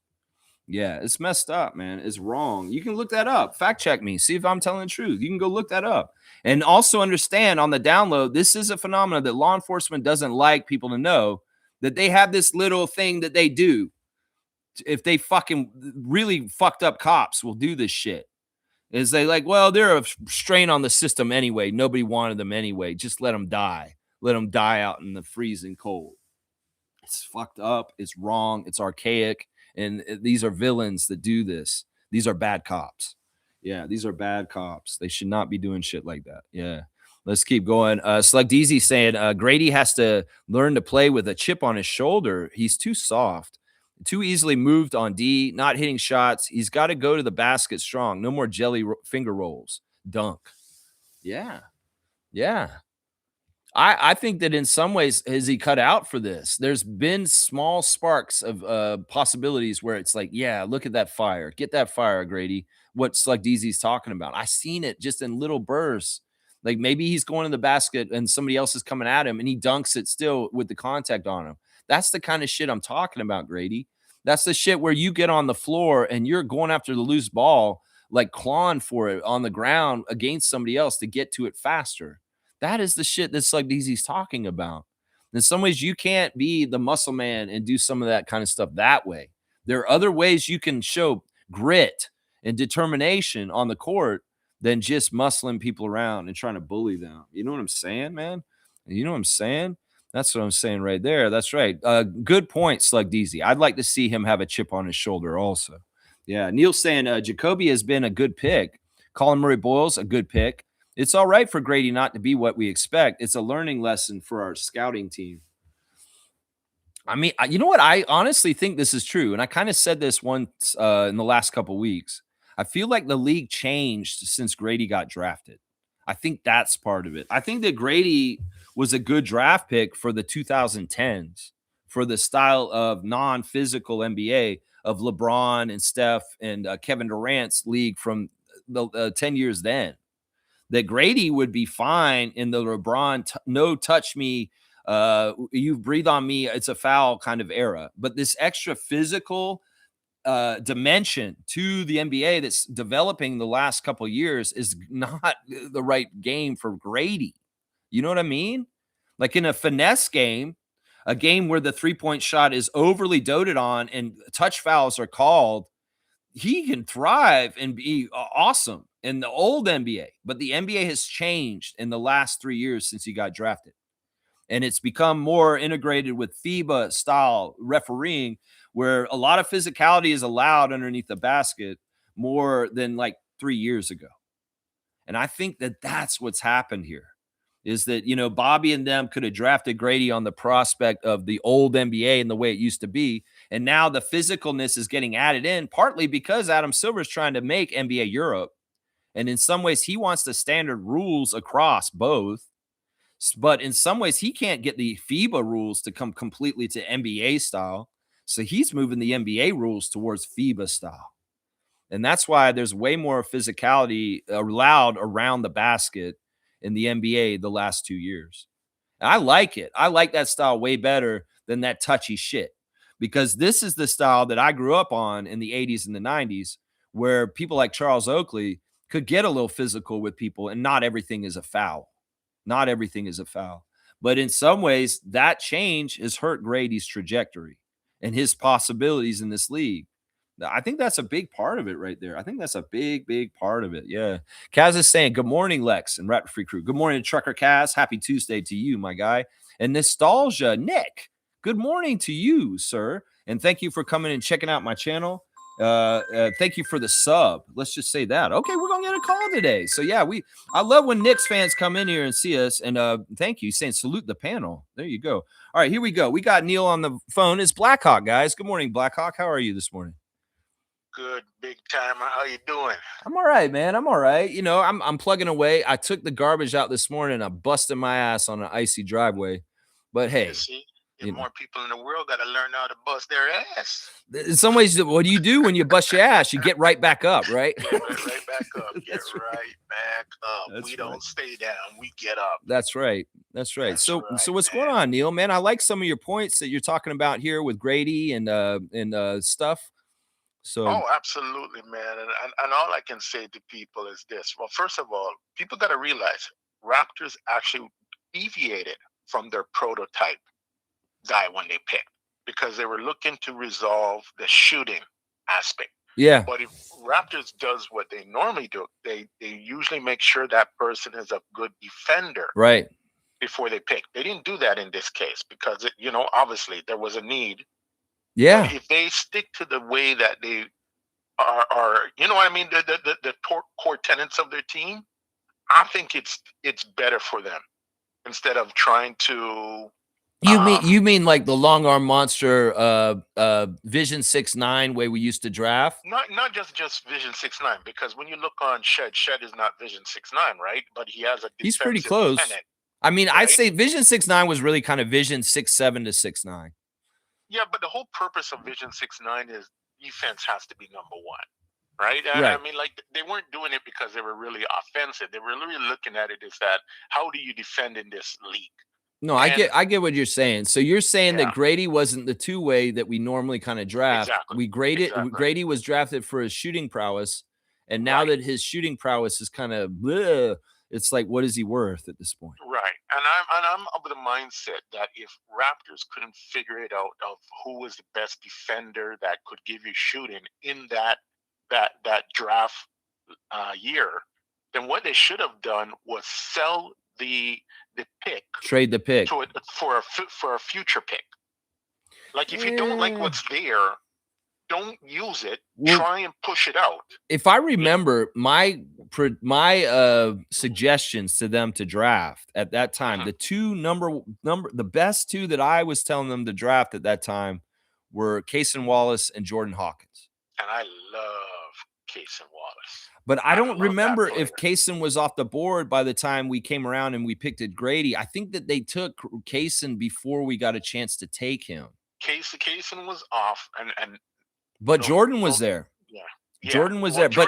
But what has Jordan Hawkins, I done? don't think did good though, right? Because I think he was Orlando or so, or Jordan got picked up by Pelicans, like maybe Pelicans. the pick after we took Grady. And that's who Yeah, I wanted them to pick. I wanted them to pick Jordan Hawkins, but I don't know. Jordan Hawkins, maybe it's partly because he's on the Pelicans.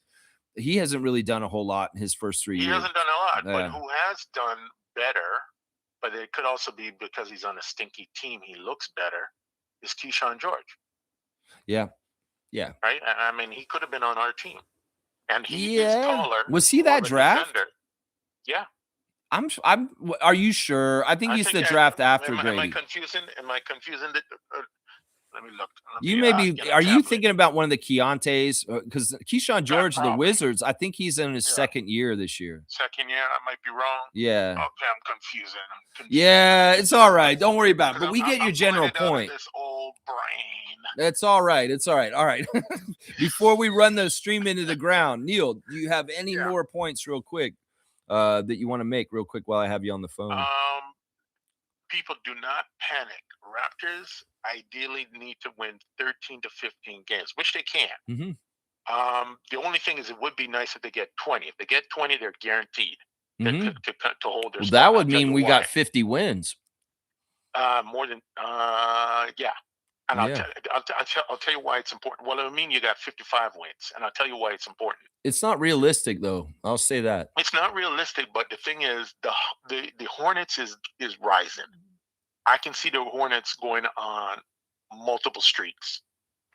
Yeah. Right now, if the Hornets went 20 straight, they'd be at 54. Yeah, they're not going to do that. Come on now. Ideally, they're not going to do it, but you got to look all at right, the worst case scenario. Let's keep this tethered to reality. All right, this is what I'll say. We're around like what, 30? That team is. All right, I'll get the standings up real quick. All right, let me look at this real quick. We're at fifth. We're at fifth, and we're at 35. We're at 35. They're saying, all right, we have 22 games left. If you said we get 13 out of those 22, then we'll be at 48 for the year. Yes, easily. Yeah, easily. If you look at the current schedule, out of the 22 games left, we can win 13 to 15 with our eyes closed. You think? No, don't say that, man. It's not that easy. No. What I'm saying, I'm just saying that in the sense of it's not that easy. Those are the games. We still have West Coast trip to go on. We still have some West Coast games that are tough. Teams in there that you can take. There's no way you're not going to say that's you're going up against Detroit. Detroit's in that list, but they're counted in the list as the ones that we're not going to win. There's at least 7 games. In some ways, it's like I get your point. Mm-hmm. I think that what I've heard the experts saying is like if we win half our games going out, we should be fine. That puts you at 11. I think you're going to get more than 11. Well, I hope you're right. And that's what maybe we should aim for. Because if we get 11 more wins, we'll be at 46. That's above 500. And it's really kind of like missing the play-in. Now, you're trying to say you think Charlotte's going to jump out of the play-in and be a regular playoff team? I'm saying they're coming up aggressively. That team, they are. They've won 7 of their last 10. Yeah, that team is just rising, man. They're learning real quick. Well, we've got a 5-game lead on them, and actually a 6-game lead. 5.5 game lead. I do believe they'll lose a couple of games. But I'm saying worst case scenario is if they went 20 straight. Yeah, they're not going to win 20 straight. Come on, Neil. You're crazy, man. But I always put a worst game scenario because that tells me where that marker is. Anyway. You know what I mean? So the marker to me is 51. You got to beat 51. And I think it's Miami's ahead right now. So to keep ahead of Miami, you got to beat 54.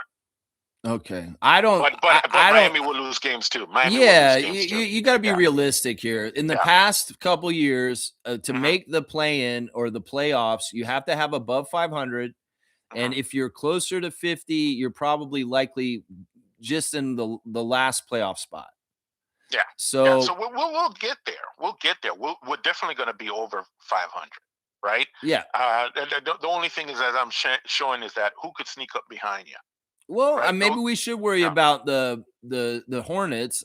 Some people would say worry about the Sixers since they're right next to you. But Embiid keeps getting hurt, and George is out for the rest of the season. Well, they've got some contenders in front of them too that's going to knock them down. right? So that's why I'm not too worried about them. Yeah. I'm looking at, because both us and the Sixers are already above the play-in. So I don't expect the Sixers to knock us out. It's one of those guys from down below. Yeah, that's what I'm saying. So let's say this. We're Yeah. going to stay where we are and hopefully maybe even jump over Cleveland somehow, some way. Maybe tough because they got Harden. And then hang on. Charlotte will jump up and take Philly's spot and put them in the play-in. Put them in the play. Okay. That's what we're talking about. But also, look, Cavs have lost some games too since getting Harden. Good. Right? So it's not as beautiful as everybody's making Well, that's what I'm hoping, because I'm looking at the standings right now, right in front of me, and we are 2 games behind the Cavs currently right now. Yeah. And we were 1.5 games behind them last week. So in some ways, it's like it is spreading out a little bit. But as long as but there's time. I don't want us to fall any further. But if we can jump in 4th, that would be ideal. That's kind of what it is, because that's the thing. We're facing in the first round right now the Cavs, and they have home court advantage. But we swept them this year. But we beat them in all the games that we beat them in the early half of the season, and we have not seen them since they've gotten James Harden. Right, and if we tie with the Cavs, we beat them. We have the tiebreaker because we swept them. Yeah, exactly. All right, Neil, I'm gonna let you go, man. I appreciate you calling. What's that? Yeah, it's not as bad as it looks. Yeah, I don't think so either. That's what I'm saying. Everybody should really, if you really look at it, I know some teams, it's disappointing for us to lose to some of those teams, but if you look in the grand scheme of it all, projective wise, we're going to come out ahead. Right. Well, if we can win half of our games going out, I think we'll be fine. If we can do a little bit better, maybe we get to the 4th spot. Rock with me, Lex. Rock. We are going to win more than half the games. Okay. Rock with me. I'm with you on that. But I don't get ahead. Like my only thing I give a shit about today is New York. I'm putting the energy into saying we are going to win. I like more than half our games. I like it. I like it. I am prophesying. All right. We're gonna put a pin in it, and we'll remember that Neil said this today. All right, my guy. I appreciate you calling, Neil, and I hope that you have a fantastic rest of the day. And let's get this W tonight, Raptors. That's right. Yeah, I like I like your positivity and thinking of like what's going to come up, man. I really hope that if we can flip with Cleveland and get that home court advantage in the first round with them, that'd be awesome. I'm all about that. There you go again. And if Charlotte knocks Nick Nurse and the Sixers in the play-in, hey, I'm not upset about that either. Hey, think about this though. They're really trying to save Embiid, right, for the playoffs right now. I really think so. Because that's what I'm thinking they're strategizing, right? Because for any little thing, they're pulling them off. Okay. So I think they're just strategizing. I think they're just trying to save him. And if that's what they're trying to do, they really don't have a shot. Because if you put him in the playoffs and he plays 3 games straight, they'll knock him out. Exactly. That's what I've said for a long time now. Basically, since this channel has been on, is that the Sixers will never win because Joel Embiid is too important for them to win, and he can't stay healthy through a whole playoff season. Anyway, I gotta go, Neil, man. One more point. All right. Make it tight. On our team, you had Quickly and BI that were saying we're never healthy. Look how healthy they are this year. You see what I'm saying? Look at their healthiness.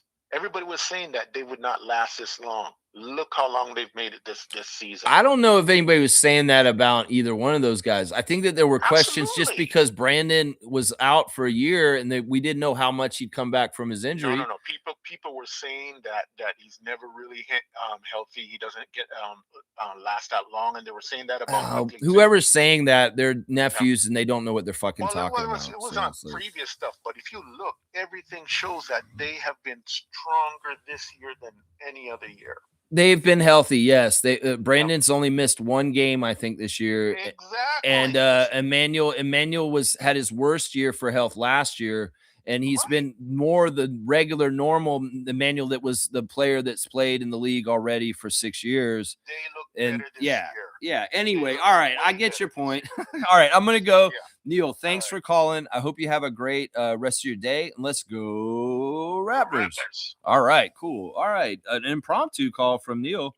I was kind of I was like, hey, all right, somebody's gonna call, I guess.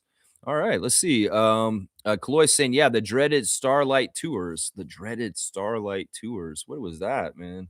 What's that? Starlight Tours. I'm trying to remember. Neil's saying this on the chat. Many young players make the mistake of going for the flashy move instead of the impactful move. That player will learn fast or phase out. Yeah, that's why I never liked Scott's extracurriculars, like looking back or doing extra flashy shit, like no look passes. They're good if you can make it work, but if your no look pass is a turnover, then you could have just done it. I get it. You're trying to trick the defense, and that's why you no look. But some of that extra stuff is not necessary. And I've always been this way. I'm a basketball purist in this way. It's like if you don't need to be flashy, just do the thing that's going to be the highest percentage that's going to be executing the play. And that's the thing. That's a philosophy I've definitely held for a long time. Kaloy's saying exactly. Grady was a different pick. Grady was not a typical Masai player. Yeah, Wallace was off the table. Yeah, if Case and Wallace had been available that year at that spot, man, that would have been the right guy because we've seen him and we see what he's doing for Oklahoma City at this point. All right, let me keep going in the tabs real quick. Let's do the Instagram stories. Javon Shepard getting a haircut, and Leo Routens is showing it off. I think Leo really liked having Javon be in the TSN studio with him the other day doing the TSN, maybe more than Sam. Coach Drew Jones is got, let's see what's going on with him. He's got a picture of his wife and his daughter, Ava, and they have the same dribble up the court. And it's funny because the mom's saying, looks familiar, except you'll be way better than I ever was. So that's cool, man. Ava be hooping. Watch out for Ava and Heidi Jones in the years to come. Seriously, y'all. Slim Duck. Chris Boucher's got Flintstones vitamins from 1998 coming to fight the mystery knee pain. Okay, that's goofy and weird. I was in this store the other day, and I bought vitamins, and I thought about buying Flintstone vitamins. Why can't they make Flintstone vitamins for adults? That'd be cool. Ulrich Shamshay is putting on blast NBA Academy alumni. What's his name? Nadir Benes, 22 years old, 6'4" guard. Not totally sure where this game is. It looks like it may be Blessed Benes, where basketball or Morocco, or I don't know where this is exactly. But Shamshay's got him on blast. Shamshay showing up on the Instagram a little bit more regularly right now. There's a signing in the CBL. Kevin Osawe has been signed to play for which team is that? With the Montreal Alliance. Okay, so he's on the Alliance this year coming up. Let's see. It's really not a whole lot on the Instagram today. These guys have been pretty quiet. There's a player that's missing in Chicago right now. And I wonder, once again, with all the ice shenanigans, did they pick up a player named Elijah Horde in New York, in Chicago? He's missing. They said the last seen dropped off at Chicago O'Hare International Airport. He did not board his flight to France. Do you have any information? Please contact his family. He's like 6'9". He's not a little dude. He is a basketball player. But man, the way that they're grabbing people of color and just people that are foreign in the United States with ICE right now, I wouldn't be shocked if Border Patrol or whatever ICE agents have taken this young man who plays basketball and he's in an ICE facility right now. That's how fucked up the United States is right now. So check with ICE. How about that, where Elijah Horde is?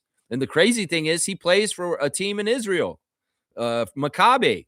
AJ Lawson's got a fun picture of him and Quincy, the two Canadian guys on the 905, palling around on the bench. Quincy needs to get out of street clothes, though.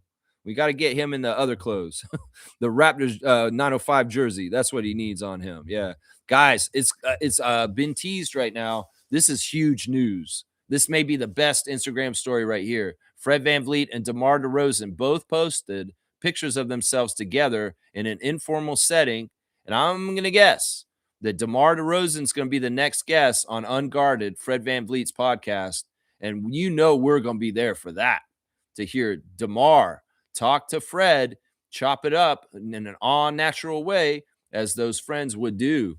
So, hooey! If that's the next episode of Unguarded, is DeMar DeRozan. Let's go, Fred VanVleet and Quez, for getting that one. That's a good one right there. That's a good one. They're going to have the Women's Day jerseys for the 905 game on March the 8th against the Delaware Bluecoats at Paramount Fine Food Center. They wear a women's celebration night. And they're purple and black jerseys. Check them out. So that's what's coming up there. Of course, they have the specialty jerseys for 905 all season long. It looks like Eugenio Marui has gotten to London. Thank goodness, man, because he was in Dubai for a good part of this past year playing basketball. And, people are having trouble getting stranded in Dubai because of the war that's just started. And people are stranded there. So it's a good thing that Eugene is over in UK, in London. He's checked in there. That's good to know. And yeah, Freddie, well, Freddie's showing that picture of him and DeMar, man. I'm telling you, I hope that they're doing this show. It looks like they probably are. Looks like they were eating at a restaurant and DeRozan's there with him. Maybe it was a birthday party for DeMar too. Or not for Fred, because it was Fred's birthday. Fred's birthday. Yeah, there's your Instagram stories for today. Right there. Yeah. Yeah, let's see. Saskatoon Police. That's what you're saying. Oh, that's what you meant. The Starlight Tours, the Saskatoon Police. Yeah, I mean, it's a dirty, nasty, underhanded thing. And I bet you they have a code word for it, dirty cops. Like, let's go drop him off in the fishbowl or something like that. Whatever fucked up thing y'all are doing, stop doing it. Stop killing people by leaving them out in the cold in the middle of the winter in really fucked up places where you drop them off after you release them. Stop doing that. I've seen a documentary by Boards of Canada that have the documentaries. National Film Board of Canada did a documentary on this phenomena of how this happens to Indigenous people out west, and it's messed up. It's just wrong, man. It's just wrong. Yeah, let's see. Knicks will win. Okay, nostalgia Nick. Yeah, let's talk about nostalgic Knicks. Why not? When's the last time the Knicks won the championship? I wasn't even born yet, and I'm 50 years old. Who was on that team? Phil Jackson.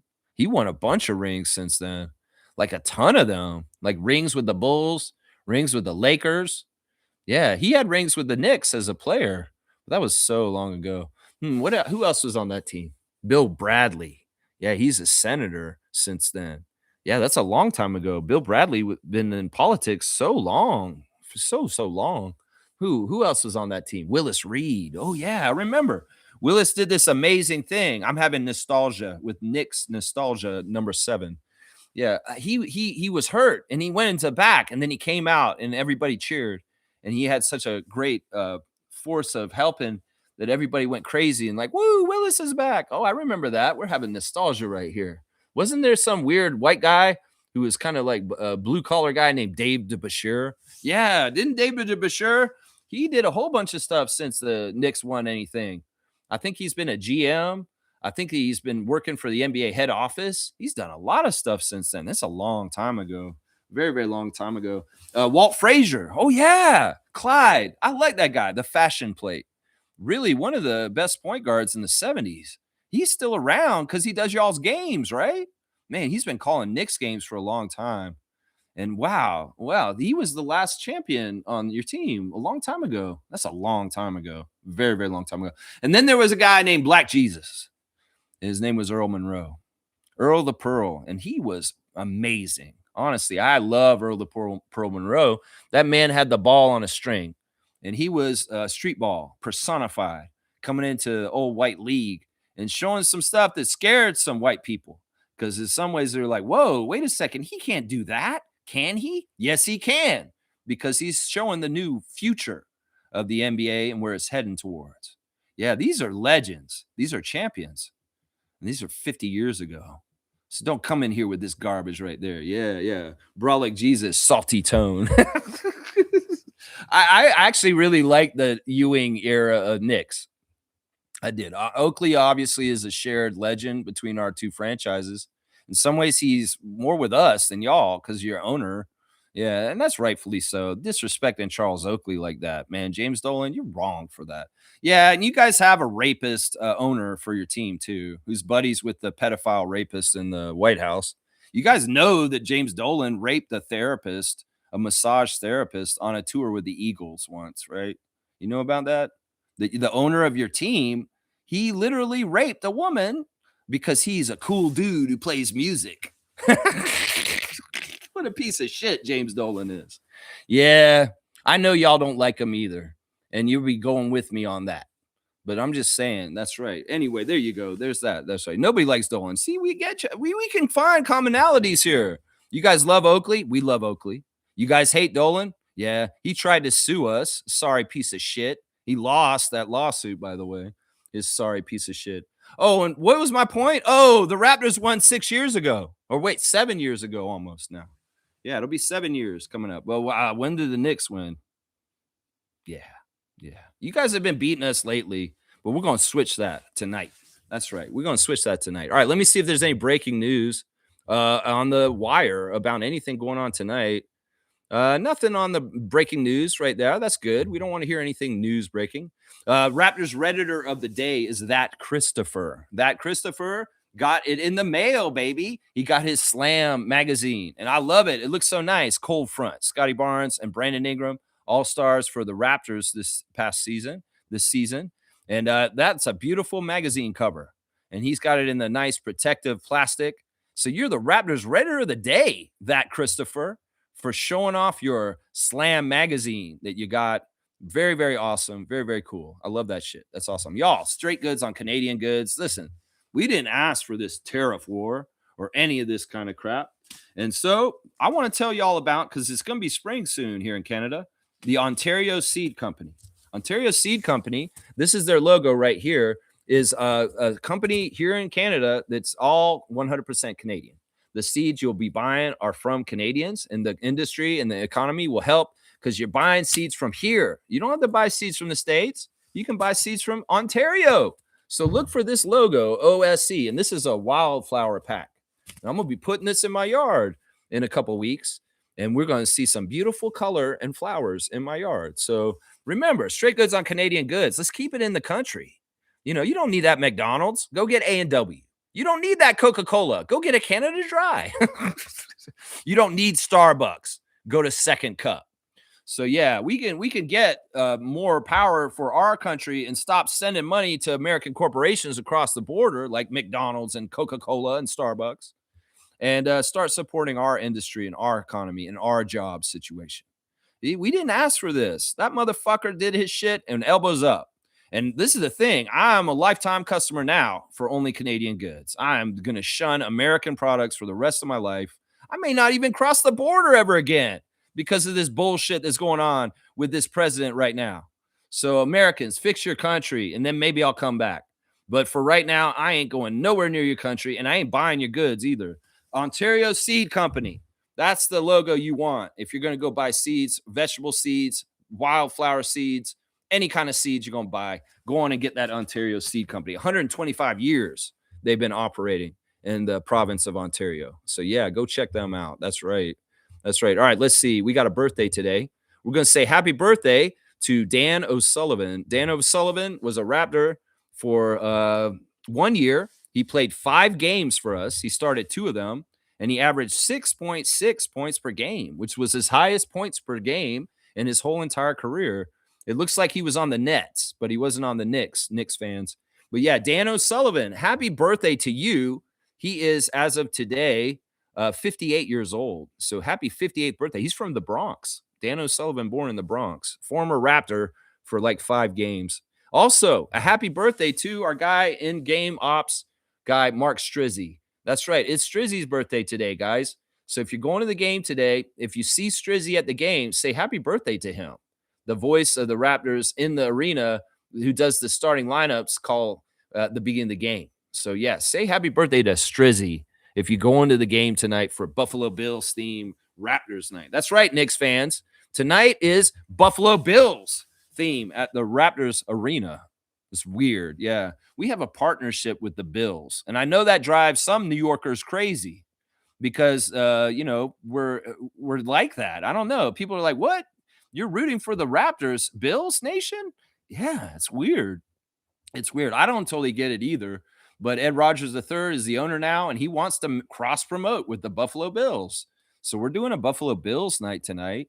And part owners of the Bills, Vince Carter and Tracy McGrady, will be in the house for the game tonight. So just so y'all know right there. Yeah, that's what's up right there. Yeah, Brolic Jesus, thanks for the sub. I appreciate you, man. All right, let me do the rundown, and we'll get out of here. We got about 12 minutes. Oh, wait, we got to do the classic card. Of course. Maybe we'll get a Knick player today. We'll have to see. Nope, we're going to get this player. All right, this is a player I think both Knicks Nation and Raptors Nation can hate together. So we'll go ahead and put this up. First person to write the full name answer of the classic card gets the classic card points in this segment of the show. So here we go. Go ahead and tell me who this person is. Put the full name answer in, you can get the card. It's pretty current. It's not totally current, but it's more in the recent years and not totally classic. Yeah, woo, Slug Deezy, you missed. Fiercey got it. That's right. That is not Robin. That is Brooke of the Los Angeles Clippers.